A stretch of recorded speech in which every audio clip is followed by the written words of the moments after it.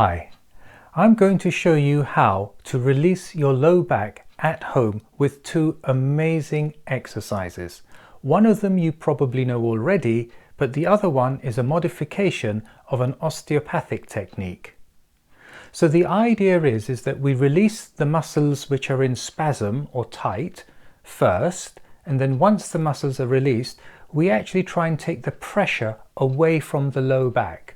So we're going to lift the ribs up away from the pelvis, and then the low back tissues can have some space to breathe, if you like. And it will also help with a little bit of drainage of the inflammation that might have accompanied the area, and certainly also relieve some of the spasm as well. So the first exercise is a straightforward lunge. It's the most effective exercise I've come across since I've been practicing since 1986 in releasing back pain quickly.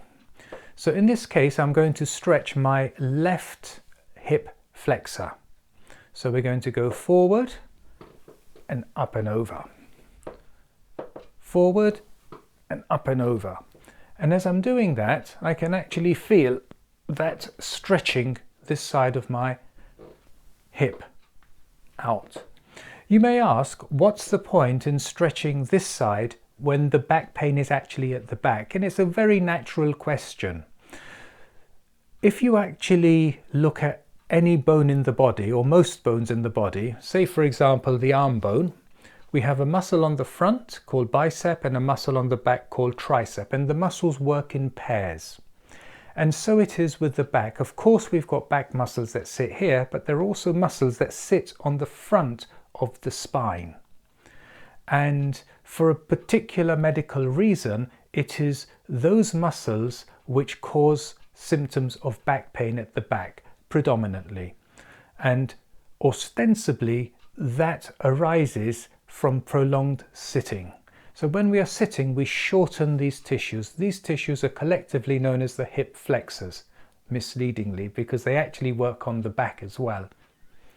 So that's a quick summary. There's more information in one of my other videos, and I'll leave the description in the link below to explain why releasing the hip flexor helps with the low back symptoms.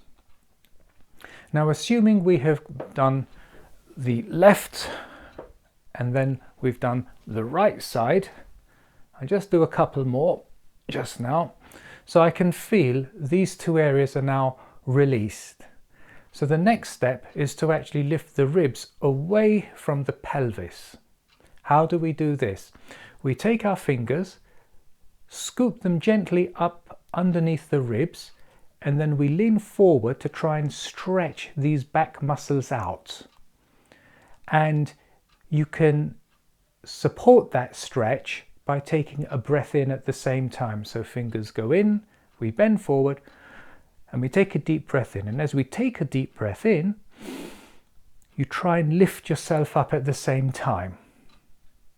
Now, there's quite a lot to remember. So it's fingers in, lean forward, breathe, and try and lift up. And you will be surprised at how easily you can do that. So let's give this a go.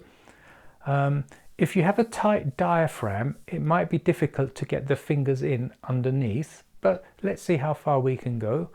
Pop the fingers in, bend forward, and breathe in and lift. And again.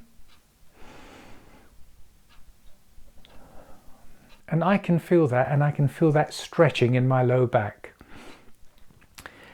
It's not necessarily an easy technique to master, but once you get the hang of that, you can almost treat yourself indoors by releasing the muscle and by lifting up the ribs.